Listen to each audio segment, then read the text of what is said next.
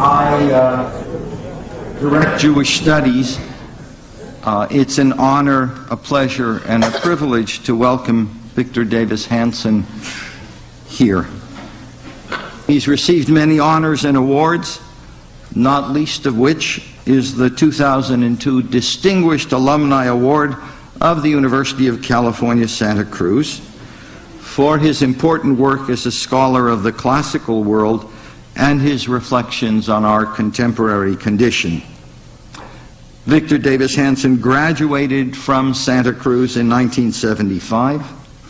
He studied at the American School of Classical Studies, went on to receive his PhD from Stanford, also in classics, in 1980. In 91, he was awarded an American Philological Association Excellence in Teaching Award. I'm convinced it was because of the fine teaching he had here at Santa Cruz, which we still think about. And that award is given yearly to the country's top undergraduate teachers of Greek and Latin. Those of you who care for languages know how important that is. Hanson was a National Endowment for the Humanities Fellow at the Center for Advanced Studies in the Behavioral Sciences at Stanford, a visiting professor of classics at Stanford, and he was also the visiting Schifrin Chair of Military History at the U.S. Naval Academy in Annapolis, Maryland in 2002-2003. He's the author of a stream of articles, book reviews, newspaper editorials on Greek, agrarian, and military history, as well as essays on contemporary culture. He has written or edited 13 books, including Ripples of Battle, his latest, which was published in autumn 2003.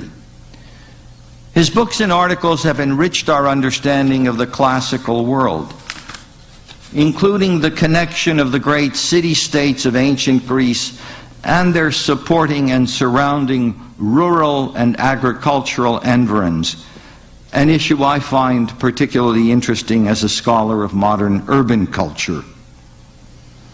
Hanson is perhaps, in my view, the most important contemporary voice speaking for values that Thomas Jefferson located at the heart of American political culture.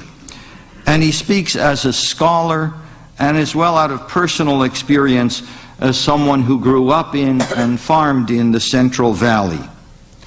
He lives there, and I understand continues to work the land, as well as serving as a professor of classics at California State University at Fresno and a senior research associate, a Hoover Fellow at Stanford.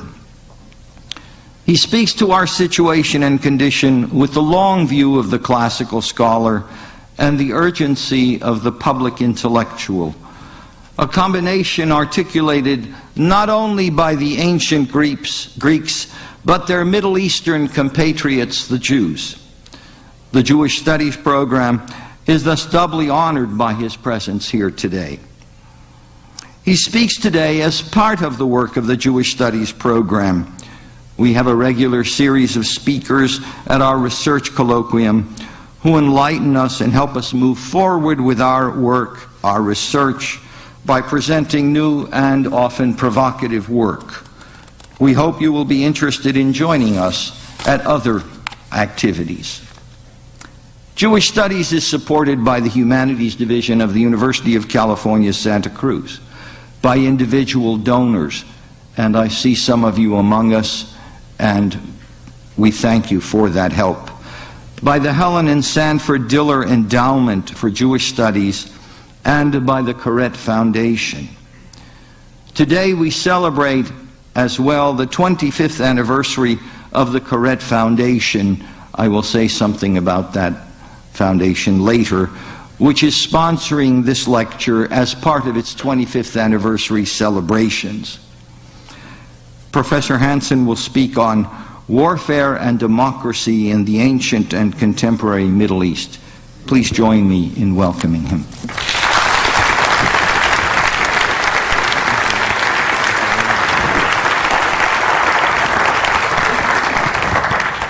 Thank you very much. That was a very kind introduction. I'm perfectly willing to discuss the contemporary political situation in the Middle East, but I perhaps should wait until the questions, because I'd like to try to look at the problem in a longer expanse of time and space. Specifically, the nature of war throughout civilization and how it might enlighten us about the contemporary troubles in the Middle East. We had this idea, I was talking not long ago to somebody who said, Israel's always fighting. They've been in 5 wars. This is so unusual. I thought Heraclitus would disagree. He said, war is the father of us all. Plato said, peace is but a parenthesis. It didn't mean that they liked warfare, but they accepted it as part of the tragic condition. I once had a master's student who went through the 5th century, greatest century in the history of Western civilization in some ways, and Athens was at war 77 out of 100 years. And when I replied to the person who was talking about Israel's wars, I said there are more people been killed since World War II than during World War II. And that the United States has been active since Vietnam in places as diverse as Grenada, Somalia, Panama, Gulf War I, whatever we want to call the latest, Serbia, Kosovo.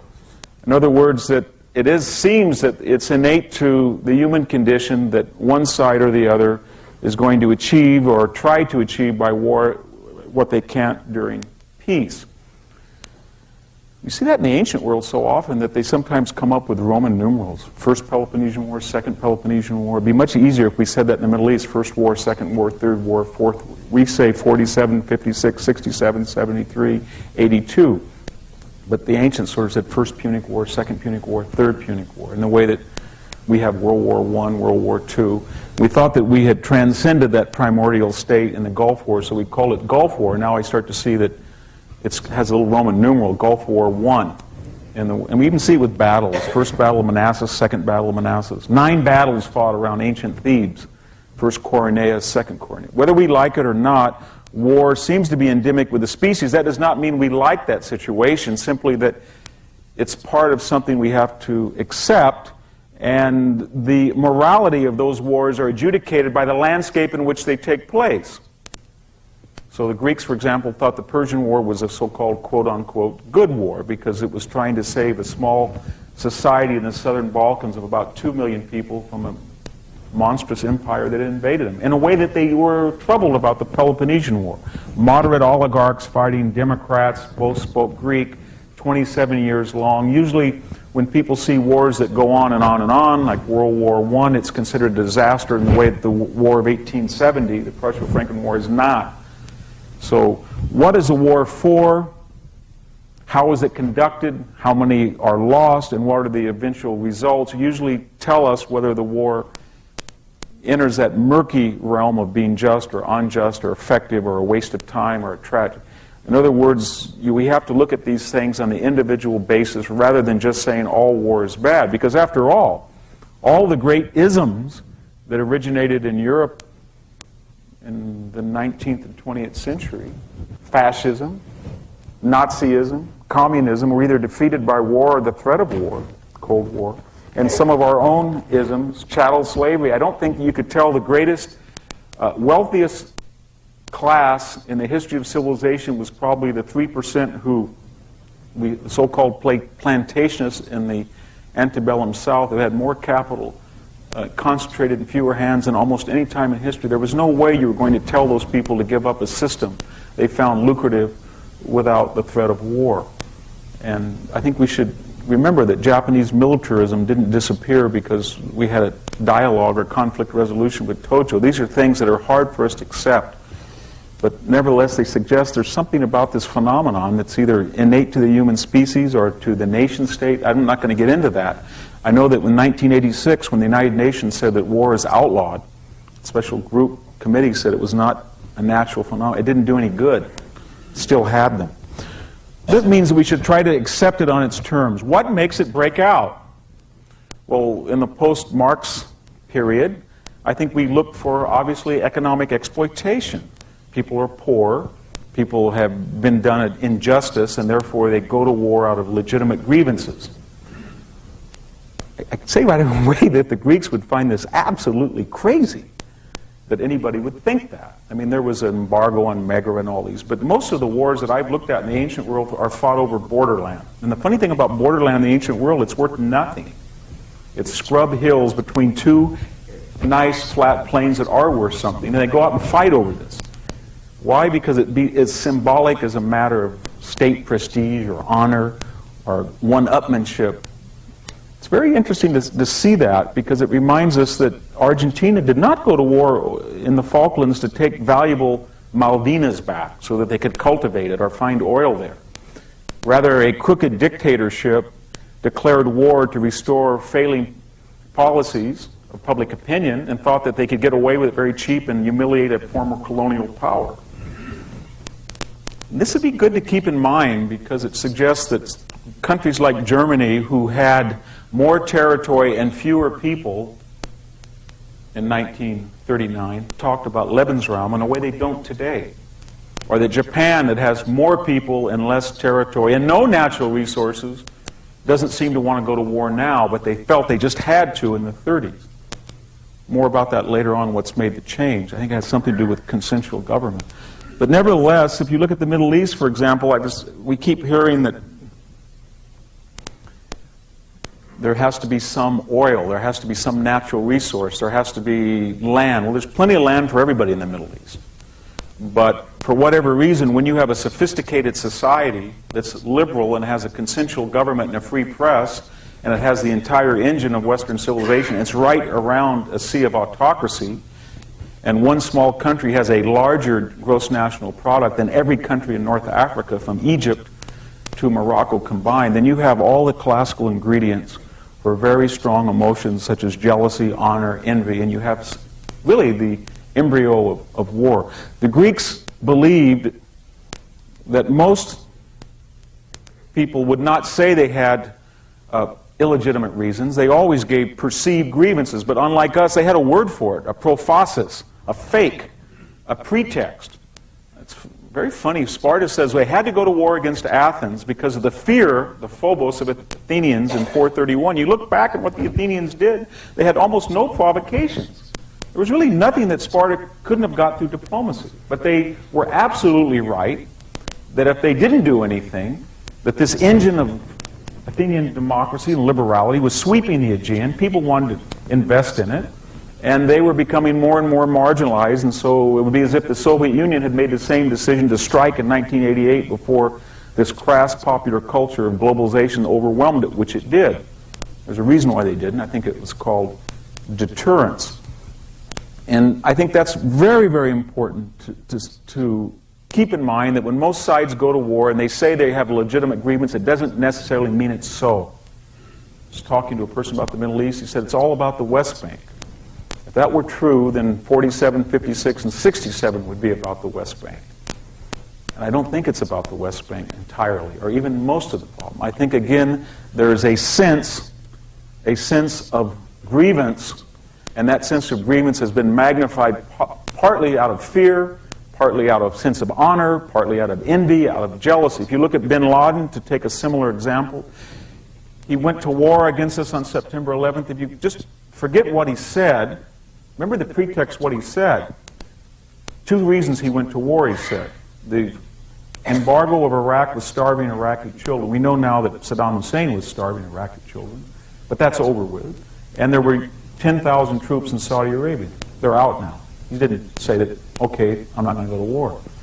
He also said that Jewish women were walking with bare arms in the holy cities and shrines of Saudi Arabia, which was entirely false. In fact, if you looked at the record, the United States, in as much as any great power has anything other than their own national narrow interests, which most of them do, they have no friends, they just have interests. But nevertheless, if you look at the United States, very funny, it bombed a Christian Orthodox Serbia to stop the extermination of Muslims in Europe when Europe had perfectly willing to let it go on for 8 years. It had tried to feed Muslim Somalians. It was the only country, if you go back and look at the record, that really made criticisms to Russia of destroying 80,000 Chechens. Remember when they went into Grozny, the first 100 Russian tanks got destroyed, and they killed 7,000 to 8,000 Muslims in Grozny. So rather than saying Leningrad, maybe we should say Groznygrad. That was a far greater fight It just boggles the mind.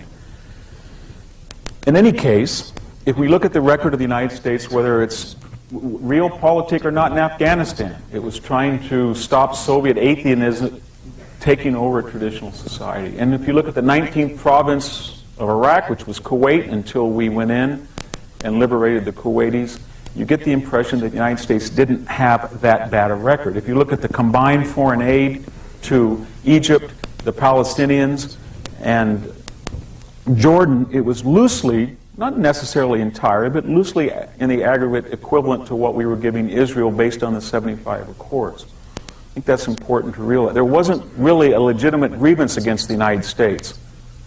And when I saw, give you an example of how these perceived grievances can be very powerful.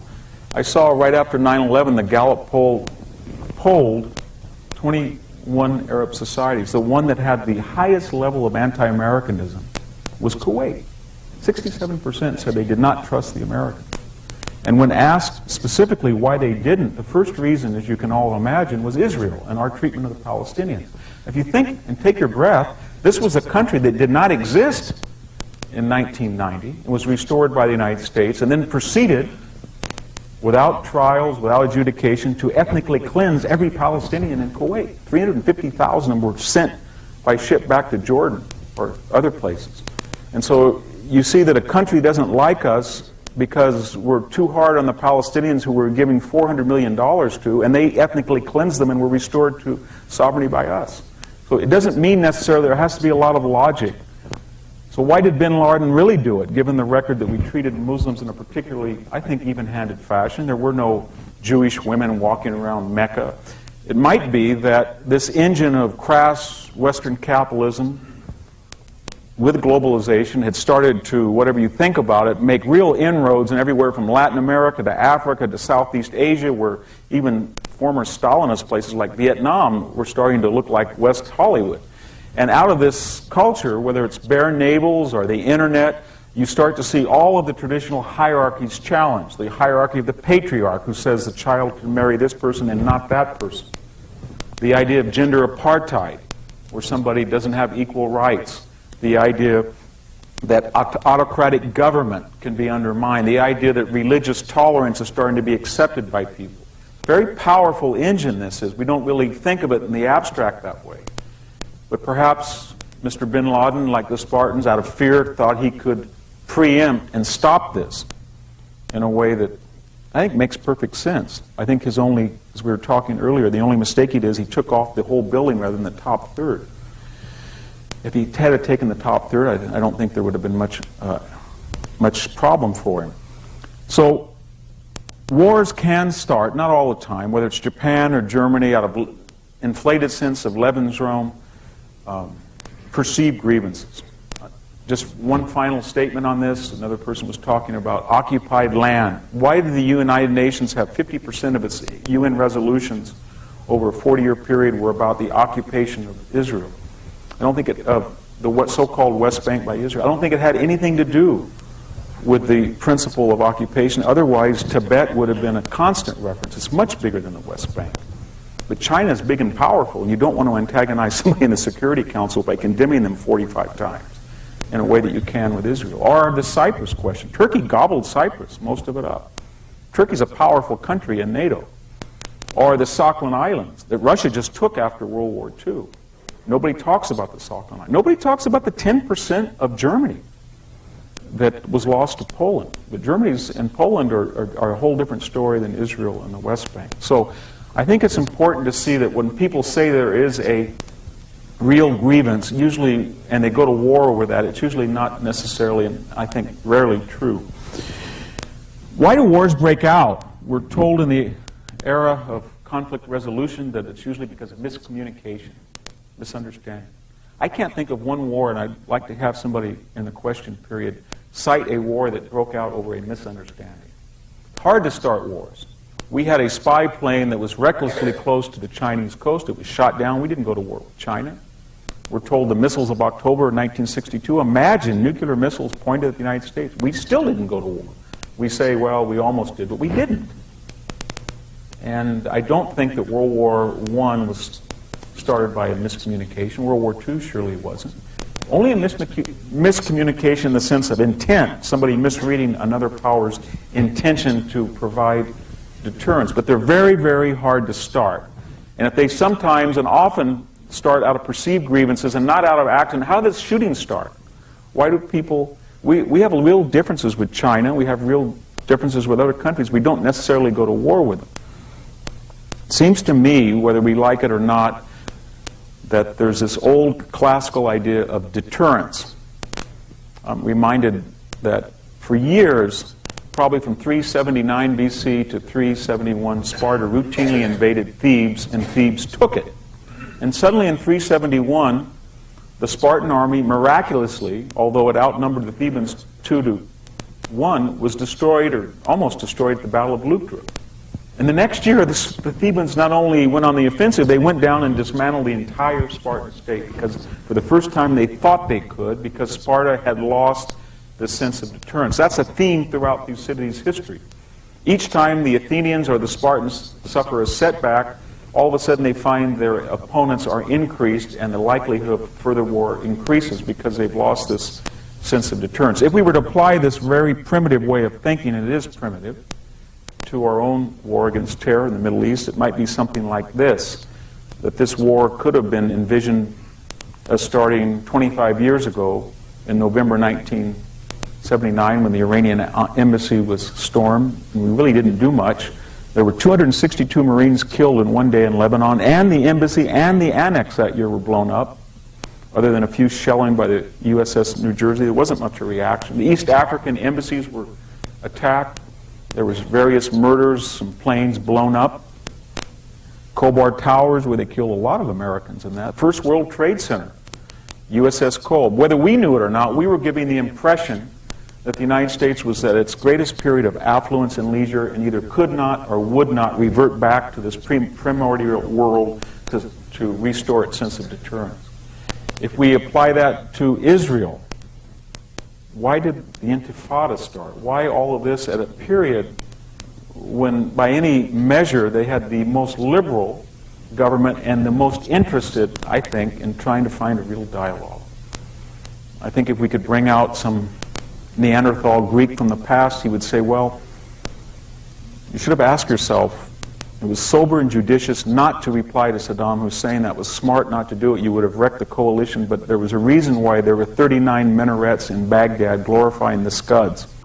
And there were people up on the roofs of Palestine glorifying, hoping that those missiles were filled with gas. And although you could not retaliate, you might have given the impression under coercion of the United States that you were a new generation that had transcended the old laws of the jungle, and you didn't really believe you had to get down in the primordial muck and fight people. This is something out of our past. And if you add the Lebanon was a disaster. That was a Vietnam. And it was sober and judicious for the Israelis to pull out. But the manner in which they pulled out might have given the impression to the Hezbollah, who actually put posters on the border with a decapitated Israeli soldier and Arabic instructions for Hamas to do what they had done. We pushed them out of Lebanon. It's your turn to push them out of Palestine. And although I think it was sober and judicious to offer concessions, and I think it almost worked at the Camp David, whether they knew it or not, I think that cemented the impression that a new generation of affluent Western teenagers were not the same group that founded the Jewish state in 1947 and either could not or would not react, in the same way that we found ourselves faced with 9/11. And what usually happens in these crisis points, and we can go back to ask ourselves, why is it in 338 the Greek city-states cannot stop 30,000 Macedonians who just 150 years stopped 250,000 Persians coming from the north? Or why is it that all of a sudden democracies in 1939 decide that they just can't defeat Germany? And why is it that the German army who goes into Poland in 1939 is almost naked on the Western Front? And the French just sit there while they rape Poland, even though they had 250 divisions and the Germans only had 80 facing them. Because I think the idea is they had lost the sense of deterrence and the enemy no longer respected them. If we could go back to this crazy, silly Falklands, I like this example because it's absolutely no stakes whatsoever in those awful, god-awful islands. It might be that that one minesweeper pulled out a new government under Margaret Thatcher, a woman who in the machismo culture of Argentina just was too weak to do anything, the British, perhaps by accident, gave the impression that these were not valuable assets and they either would not or could not go all the way down in the South Atlantic and restore them. And that's very dangerous when you lose that sense of deterrence and your opponent is someone who's not the end of history and does not necessarily believe in consensual government. And usually when that happens, then you need somebody to come in that's caricatured in the past, fat, drunk, ugly, whoever. Maybe sometimes it's a Churchill. You bring him out of the closet and you say, restore deterrence, a man whose career was ended. Or perhaps it's, who knows. I'm not impressed with the vocabulary of George Bush, but they brought him out and this is what he's supposed to do. And I don't think the Israelis were ever elected Ariel Sharon, but they basically brought him out of their past and they said, pushed him out and said, you've got to tell the enemy that we are not a luxurious, idle, chattering class, and you restore deterrence. And when you're done, whether it's Churchill or whether it's Sharon or whether it's Bush, then get the hell out of here because we have no place in a polite, legitimate, consensual society. But for this moment and at this time, you have a duty, and that's to restore deterrence. And that, I think, is what Mr. Sharon is trying to do. When these wars break out, then usually, to recap, war is common. They're usually over non-economic but perceived grievances that can really turn in, if one side is naive enough, to lose the sense of deterrence into a shooting war. What happens when the war begins? That would be arrogant to say over time and space that you could have any model or paradigm that would predict who wins or loses. But look at Israel. Had a debate not long ago with the Palestinians. Says the United States gives everything to Israel. Well, we gave 600 Abrams tanks. The Abrams tank is better than Morocco. It's a better tank. They have better tanks than Israel does in Egypt. Before 1967, Israel got almost no aid from the United States. In fact, that famous line in Michael Oren where the Israeli envoy goes to de Gaulle and says, just please sell us the spare parts for the Mirage jets. He says, you're from a small country with a sorry history. No thanks. And Israel won. They weren't really armed until after 1967.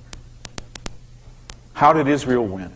Well, I think you can make the argument that Israel, in the same manner in Britain, the same manner in America, and Europe, and the Greeks, the answer lies somewhere in Alexander being on the Indus with less than 50,000 men, or Caesar taking all of tribal northwestern Europe with less than 6 legions, or Cortez with 1,600 men. We're not talking about a matter of morality, but efficacy. And there's something about this strange Western paradigm of consensual government, at least more consensual than the alternative.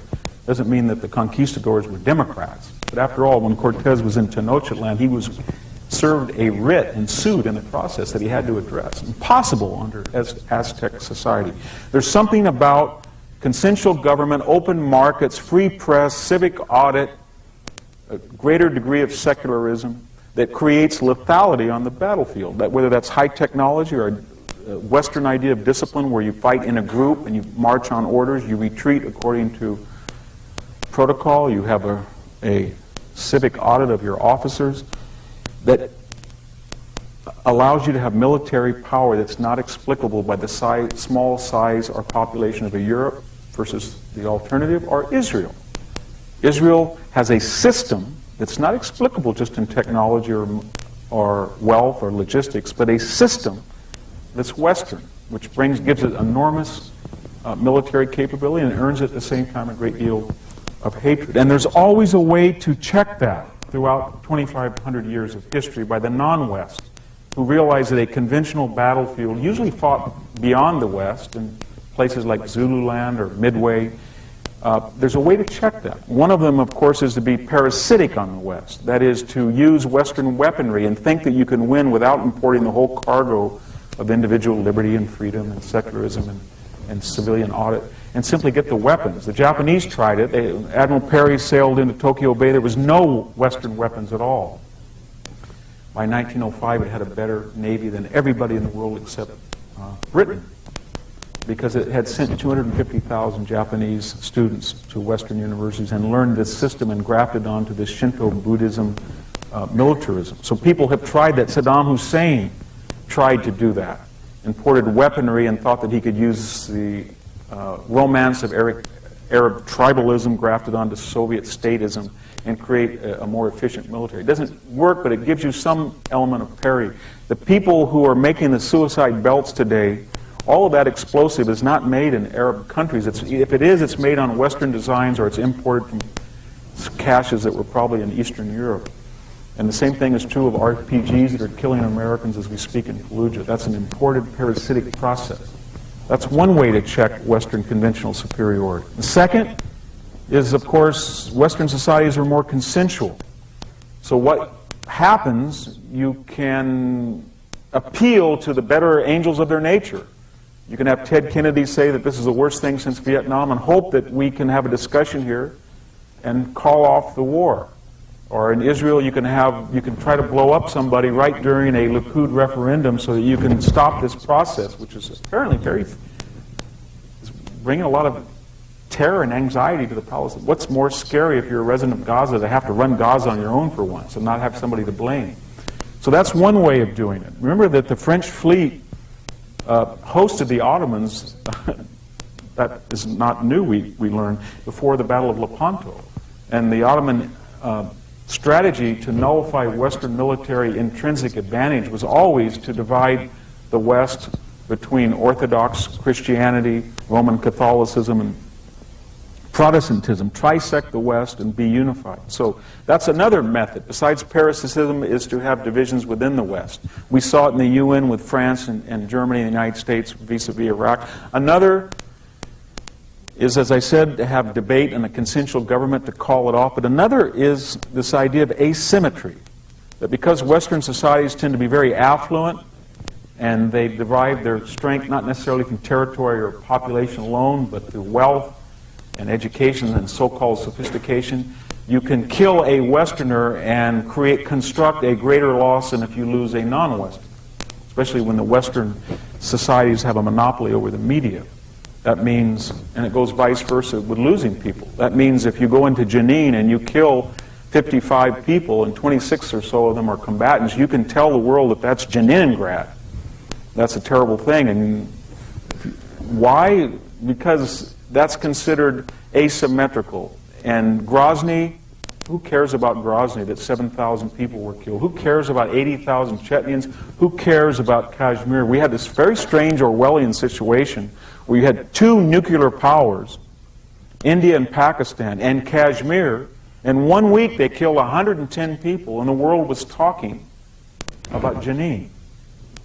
And it's because that Jenin had captured the popular imagination, and the opponents of Israel realized that the Western media's attention was turned to it, that these particular losses would have value beyond just a single person or two or three, that they could be constructed into something that was quite different than actually happened. It's almost as if today, if a person in Fallujah realizes if he has 8 kids and one goes out and blows up a man sitting in a parked Apache helicopter, if he can take out a man with a BA from West Point that was worth $250,000 and $1 million Apache, that's going to be worth more into the world's value system or to the grievance of the United States than if he loses 10 people. And that's been true throughout the history, that Western societies, because they're not populous and they are sophisticated and they have capital, feel the losses, at least they're perceived to feel the losses much more, and that allows some advantage to the enemy. How do these wars end then? I wish I could tell you that, and just before I proceed, that's, I think, explains that Britain was to a greater degree was westernized than Argentina. So it was across time and space all the way down to Argentina to transport troops that were more disciplined, more highly motivated, with better technology than Argentina, that either had to import its technology, did not have a consensual society, and did not have the same level of morale.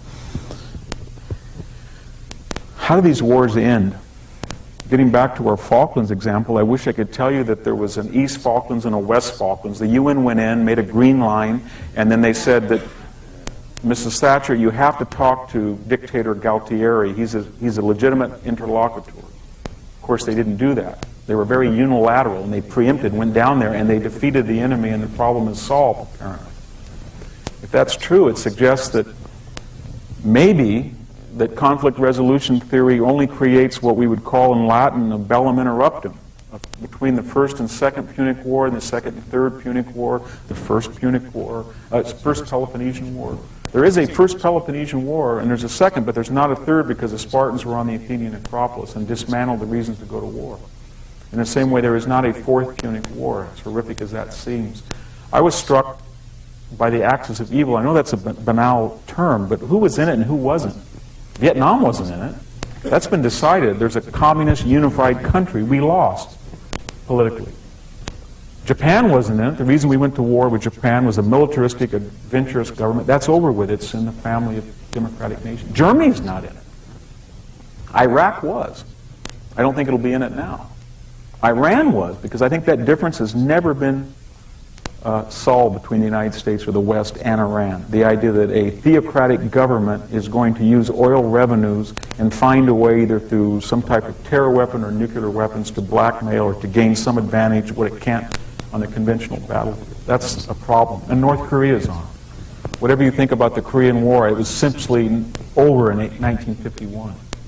And that last 2 years were just a bellicose settlement. But we've never really discussed that. The idea that there's going to be a totalitarian Stalinist government that would threaten and be aggressive to the South, which we wanted to progress along the usual Western capitalist paradigm. Those are classical examples, it seems to me, of bella interrupta, that they haven't been signed. And I'm getting, of course, as you can see, to Israel, because 1947, 1956, 1967, 1973, 1982, a couple things. One is that there has never been a war where the natural processes have been allowed to proceed. Natural processes were always interrupted by one phenomenon. Remember that. Usually the Soviet Union, Gromyko, most of the time, called up Dean Acheson or Kissinger and said, stop, or else. And the United States usually said, if I understand Kissinger's memoirs correctly that he wrote about the Yom Kippur War, can't hear you well, bad connection, call me tomorrow morning, I'm sleeping. And then he called Golda Meir and said, you got 24 hours. If you want to put Sharon on the other side, get him over there quick. And then the Soviet Union said, usually, you're deceiving us, he's over there, and then they threatened Israel directly. And then it stopped. Notice we haven't had a conventional war since 1989, since 82, in fact. And I think the answer is that classical Soviet deterrent, remember we talked about deterrence, is now absent. And whether it's Syria, Lebanon, Jordan,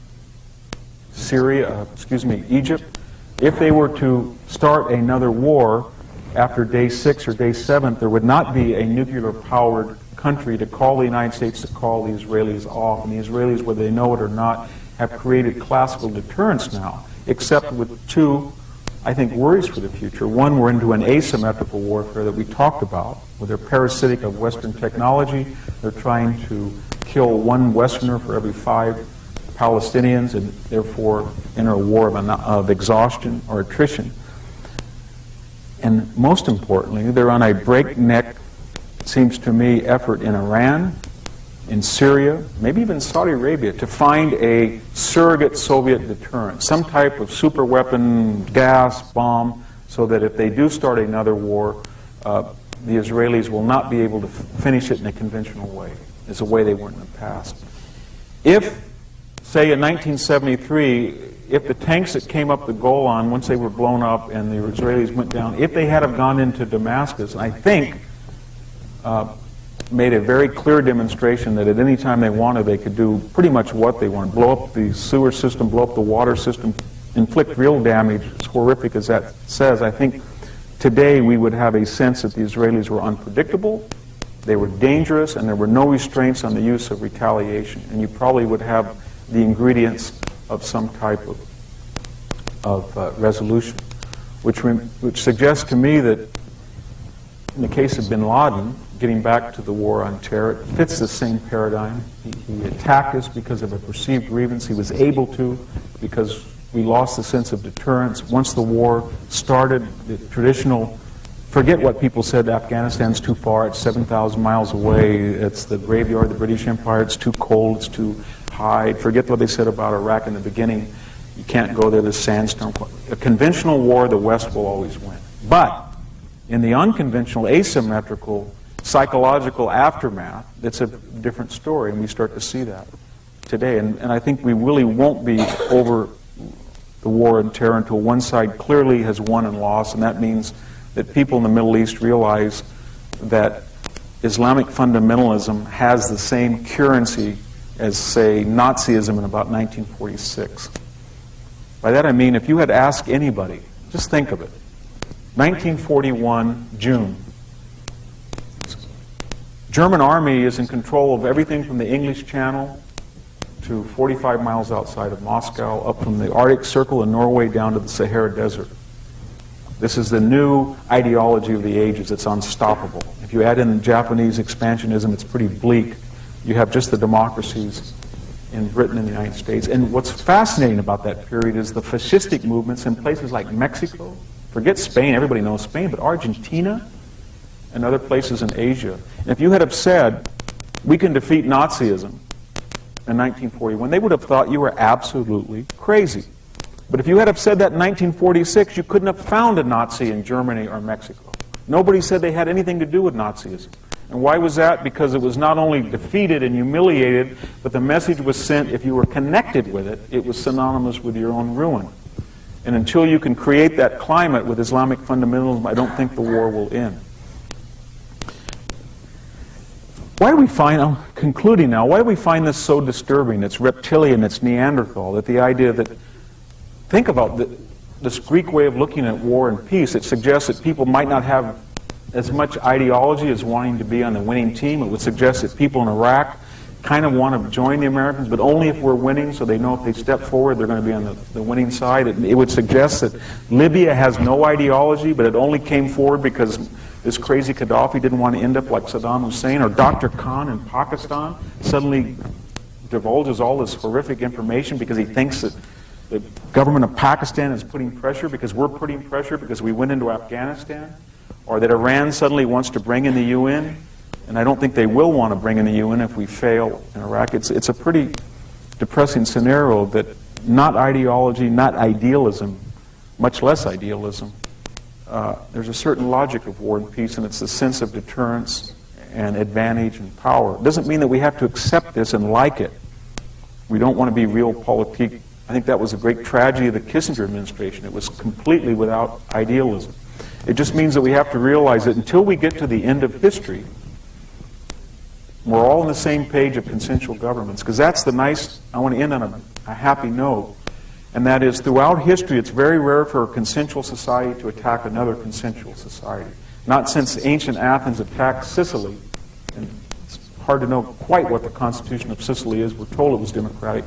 Do you see that? Democracies, 1812, their parliamentary government in England's not quite democratic like America. The Boer Parliament, not quite like England.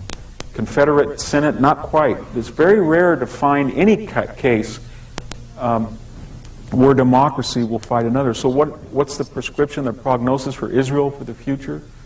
I think it's deterrence, deterrence, deterrence until there's a change of mind in the Middle East, and that these differences that people have can be adjudicated through peaceful negotiation by like-minded, I don't mean like cultures, but people who accept the principles of constitutional government. I don't think that will come until the people who have got so much advantage of not doing that are defeated and humiliated. It may take 10 years, it may take 20, it may take 50, but in the meantime it's critical that the civilization of Israel is protected by people like, of all people, somebody like Ariel Sharon.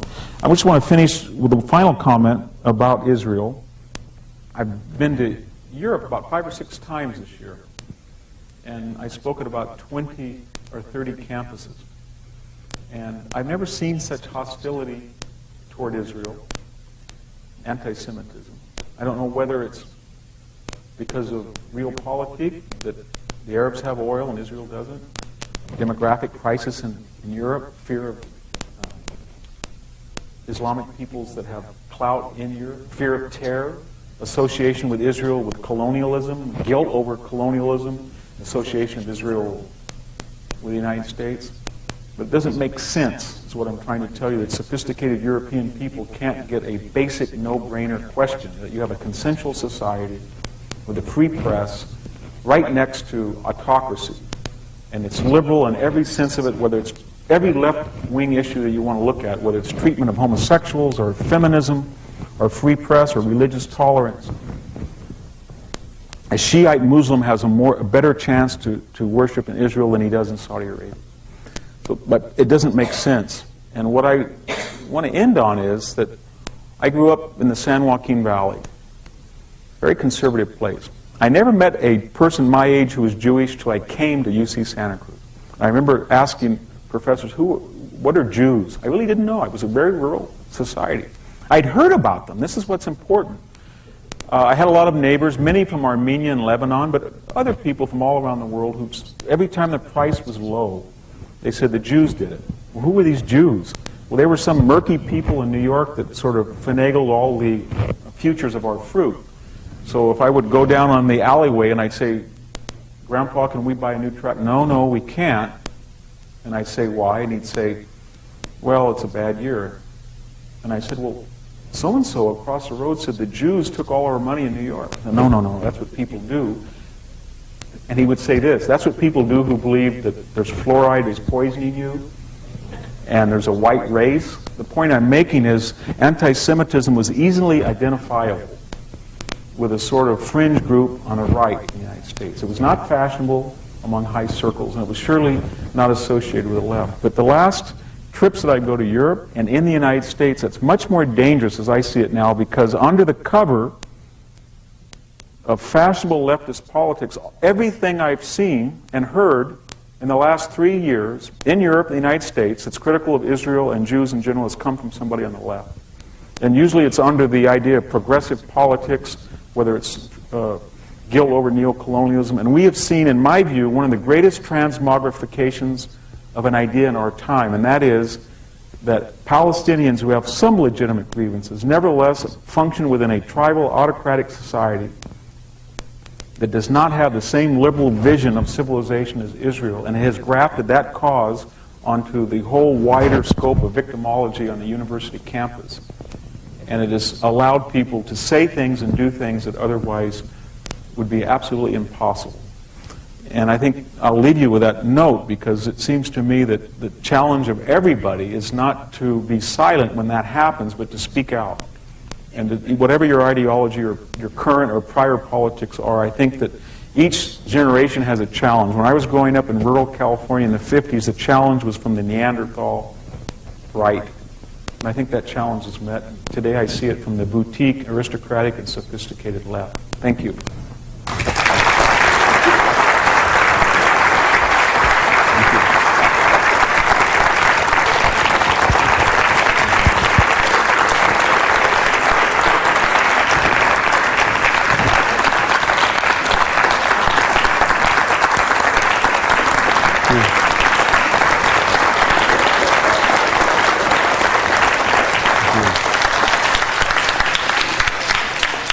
We have time for a few questions. Ted Goldstein, Oaks 83. Let's see. I can't remember if it was the tape after 9/11 or one of the tapes soon after that, but I remember very clearly Osama bin Laden talking about how part of the reason of the war against the West was because of Andalusia. Yes. And I was really struck that, hey, this is a 500-plus-year-old conflict, right? Here is, the Andalusia, probably the most progressive time of Arab civilization, when they had, incredible culture and learning that dwarfed what medieval Europe was coming out of, and by comparison, the ruffian Spanish pushing the Moors out of Spain, and he's saying, this is the next battle of it. So. I was thinking, wow, gee, if that's a 500-year-old war reprisal for them, maybe they expect another 500 years of war, and that we're making our plans on 1 month, 2 months, we'll be out of the Middle East and out by June 30th. But in fact, they're planning for a war for 500 years. And is our sense of time totally backwards here between the two civilizations? Hans Delbrück, the great German military historian, distinguished what he called a war of exhaustion versus a war of annihilation. He said that each strategy had strengths and weaknesses, and I think that's exactly right. They use the same terminology bin Laden has with Israel. This is just simply a crusader kingdom, and the crusader kingdoms lasted for 200 years. This has only been there a little over a half a century. It will leave too. It's the long duration of time. And we in the West look at things very differently. In the immediate short-term gratification, we're a society of 700 cable channels. We're restless, we're impatient, and they're a much more patient society, and they have the longer view. I would say, though, that I think that a lot of what he says is not shared by most of the people in the Middle East, because from their Viagra to their cell phones to their contact lenses, it all comes from the West. And this has created these passive-aggressive and really conflicted emotions that I have it from a lot of students from Saudi Arabia and Kuwait who come to Cal State, and they're attracted by having a girlfriend, having liberality, freedom, and they're also repelled at the same time, and it's very conflicting. So I don't think most people want, they want in the abstract to destroy the West, but they don't want to do it in the concrete because it means the end of everything, as I said, from penicillin to dialysis. And that's why you see these conflicted emotions in Israel. This is the most Orwellian thing I've ever seen, that the Jews are getting out of Gaza, and it's almost like you can't get out of you Zionist entity can't get out of Gaza. Because and I just heard a Palestinian spokesman saying, who's going to supply the electricity? As if somebody's going to say, well, the answer is build a power plant. Don't blame the Jews for not having electricity. So I'm worried about that, absolutely. And all fascistic movements, remember what they do, they create a mytho-history, whether it's Hitler or Franco, of an earlier time, a reactionary earlier time when, rather than facing the problems, inflation or the problems of modernism, whether it's Hitler or Franco, it's always there was a better time in the past when we were pure in religion and we were pure in race, and if we can just go back to this reactionary purity, then all our problems will disappear. So he's got the classical symptoms of a fascistic mind, bin Laden does. And I think it's very important to say that the war against terror and the war that Israel is dealing, that's a good term to use, fascistic. Arafat's a fascist, Hamas are fascist, Hezbollah are fascist. And I think that's important to use the language in its proper use. Thank you. Yeah, I'm Jack Hain, also it's class of 72 Cal. Yeah, good. Ariel Sharon's recent defeat by the Likud party, and I was wondering with regard to the disengagement plan.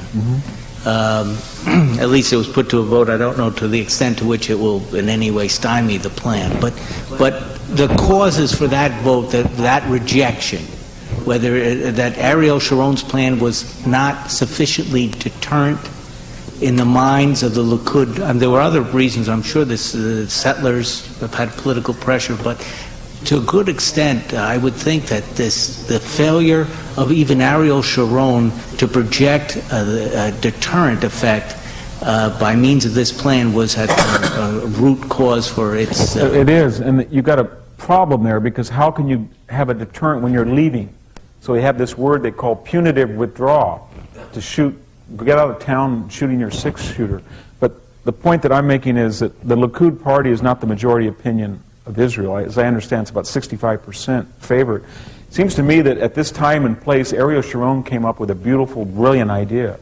And simply, he looked at the demographic crisis of Israel and realized that every Israeli possible, given the security interests of Israel, needed to be in Israel, and that Gaza was a mess, and that the fence was creeping down, and there would be a time where Israel would disconnect psychologically, culturally for a long period, 5 years, 10, and then allow this problem to recede into the world's imagination, as I say, in the way that Cyprus or Tibet has, and go on with life in Israel.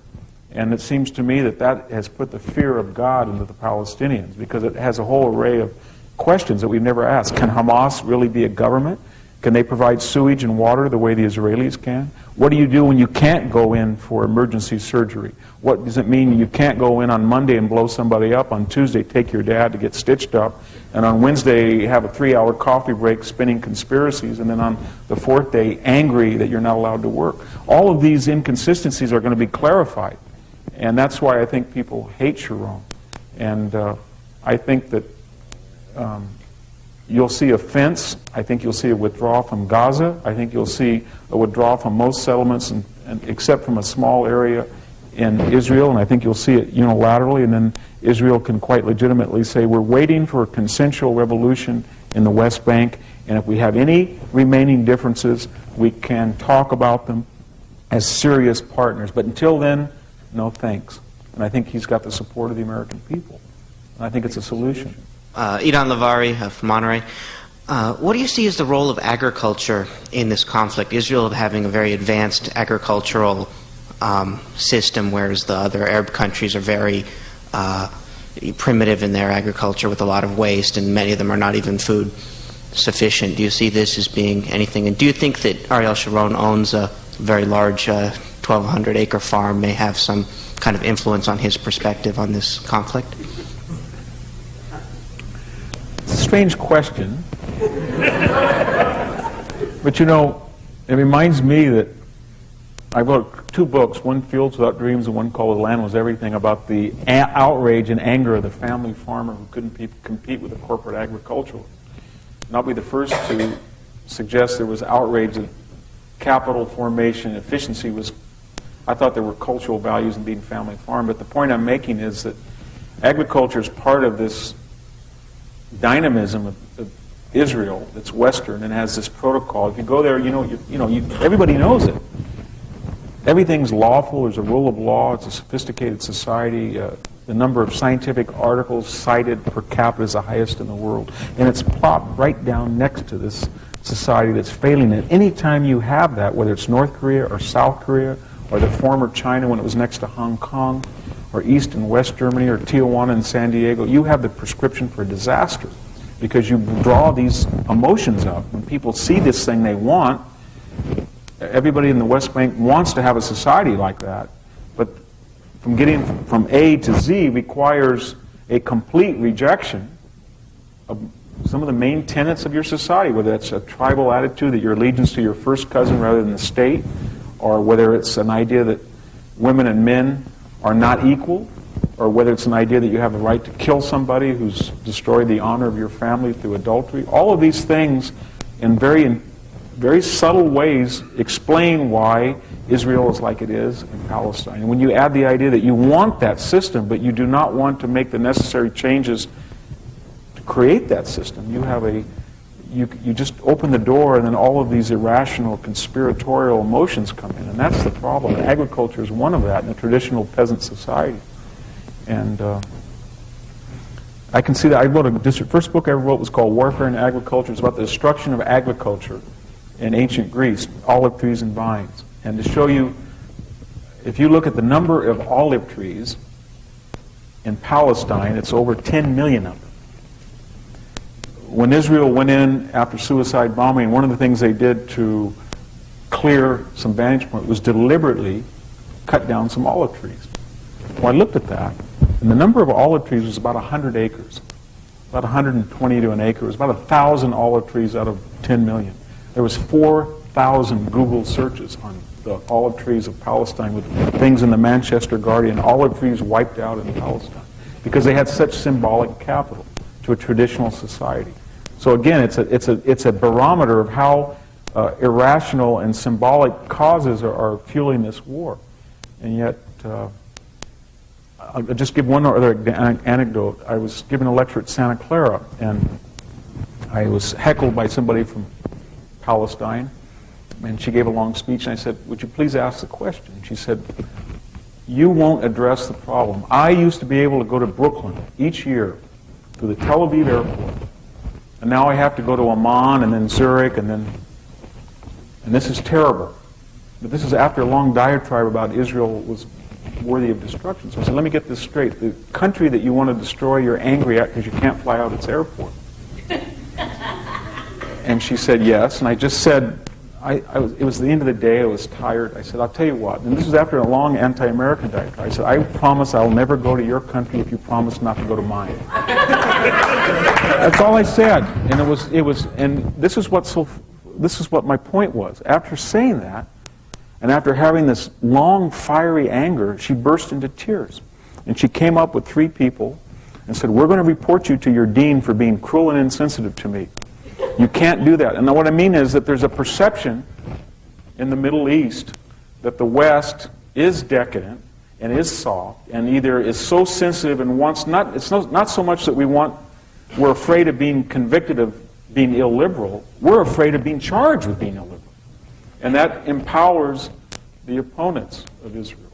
So a person can tell everybody to put not only nuts and bolts, but feces and rat poison in suicide bombs and blow up women and children, with always the assumption that if you reply back and destroy somebody who's doing that, like the Sheikh Yassin who's ordering that, there will always be people in the West who will either be utopian pacifists, multiculturalists, or cultural equivalents. It's the same thing. It's all violence is bad. They know that. And that's the great burden. That's the great strength of the West, that we have open debate, but it's also the great burden. Gil Stein, Stevenson 71. Sounds to me from what you've been saying that one of the worst things that Israel could do at this point would be to withdraw from the Golan Heights. When you're talking about deterrence, if there would be a withdrawal that, such as Rabin had proposed, that would have probably encouraged further terrorism. Yeah, well, I was fascinated when I went on the Golan Heights, fascinated by looking at the 73 war. Everything I've ever had been told about the Golan Heights was false. The Israelis in 67 had old-fashioned Sherman tanks. They had patent, out-of-date, obsolete tanks in 73, and they blew apart sophisticated. So they're still there. You hear these stories. You read about them. And the funny thing about the Golan Heights is that if you've been up there lately, it looks like Napa Valley. You've got all these people from the Napa Valley, and UC Davis, who went over and made this beautiful society. And it's not inhabited like the West Bank. It's strategically critical, and it was mostly peopled by the Druze, who, given their brothers, would probably rather be in Israel than Syria. All that being said, I think, after talking to hundreds of Israelis, as soon as Syria has an election and a transparent society, maybe in the year 2525, whenever that is, I think that Israel will be more than happy to give it up. I even talked to a person in the winery, and he said to me in a very naive but idealistic fashion, I said, do you have any idea what's going to happen to this winery when you give it back to Syria? And he says, well, someday we'll be able to share joint ownership. I said, no, it won't happen. Not until they change. So I think the idea is to keep on the Golan Heights and tell Syria, we'll be happy to give this over when we feel that you're on the same protocols as we are. And I'm just sorry, that's the way the world is. You shouldn't attack 3 times. That's what usually happens when you attack. This is the final thing is, Germany attacked Poland, and they did it twice. And after 1945, the world said, okay, no more. 10% of this country, there's no such thing as Danzig, it's Gdansk. Sorry, no more. And you don't see Germans blowing themselves up. Maybe they will later, but they're not now. And I think the rule of thing is if you attack a country repeatedly and you lose, that's life's tragic. And you should try to be humane and work it out. I think Israel is willing. They gave back everything in the Sinai. Once Egypt, which wasn't even democratic, renounced attack. I don't know how long that'll last because they're not consensual. But nevertheless, it shows you that they're willing to give up land once they find an interlocutor that's democratic. Until that time comes, I wouldn't give up an inch.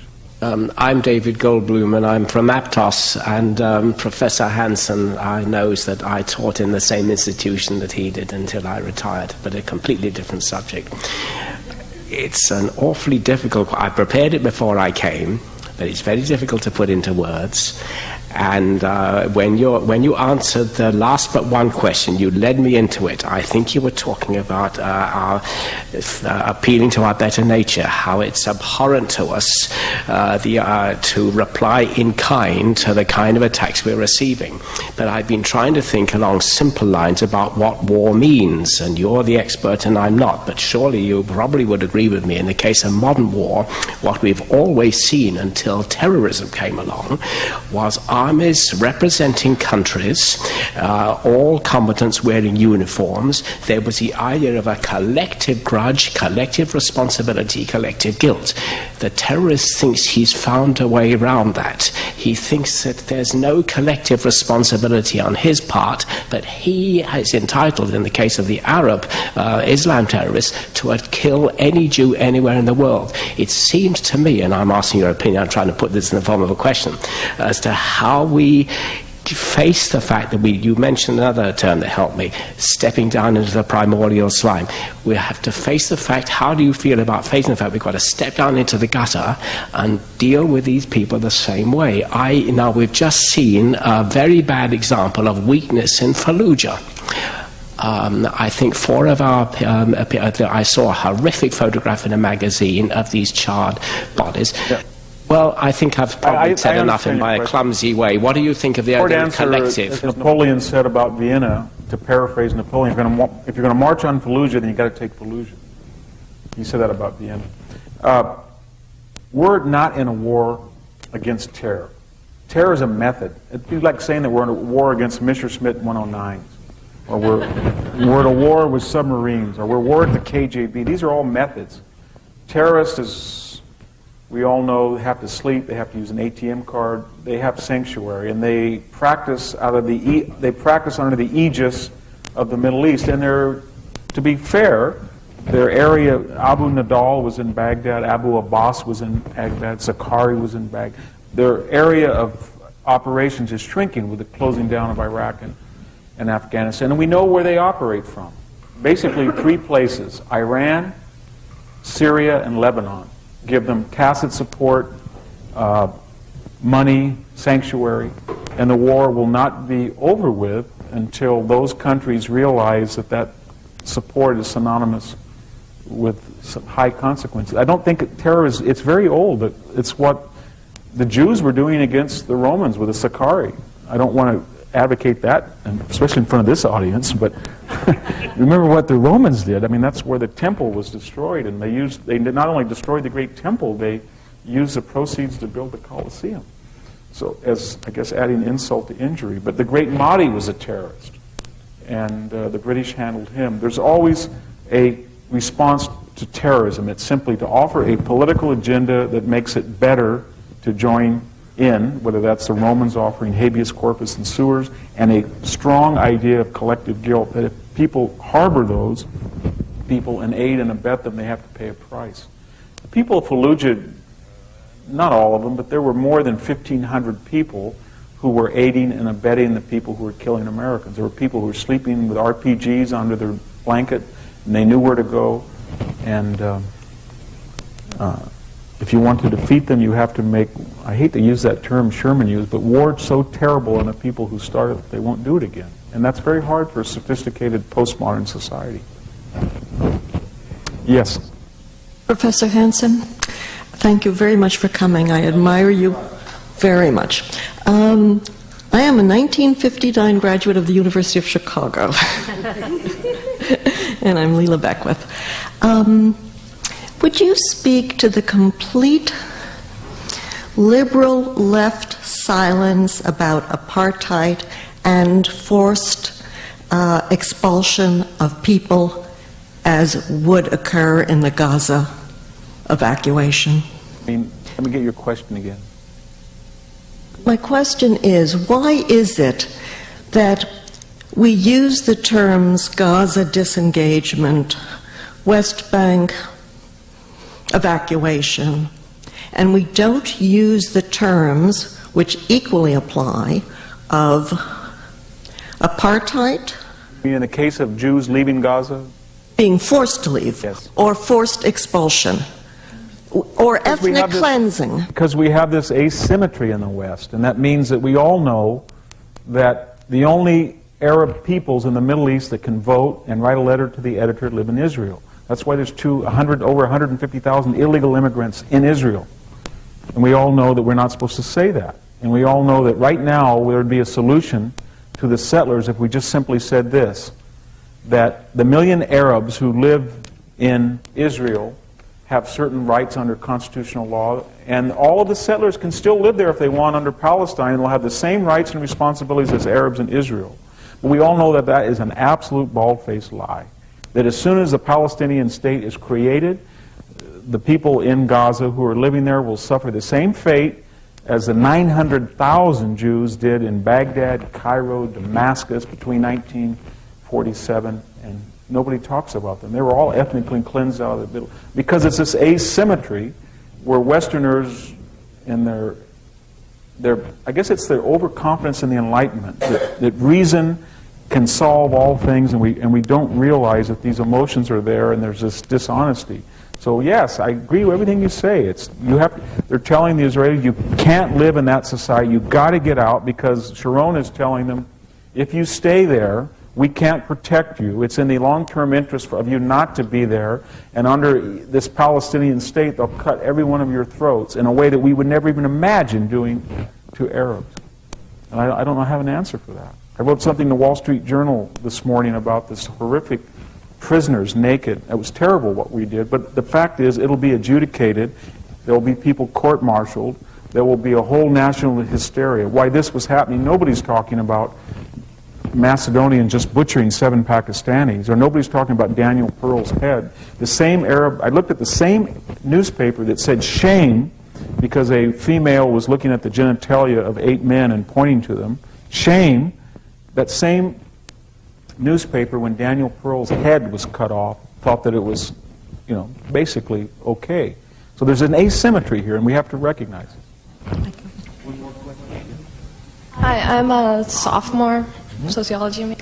I wanted to know how you could say that Palestinians are being inconsistent when they're faced every day with such things as checkpoints, which are completely economically slowing their lives, and they are controlled by the Israelis. Yeah. So what would you suggest they do?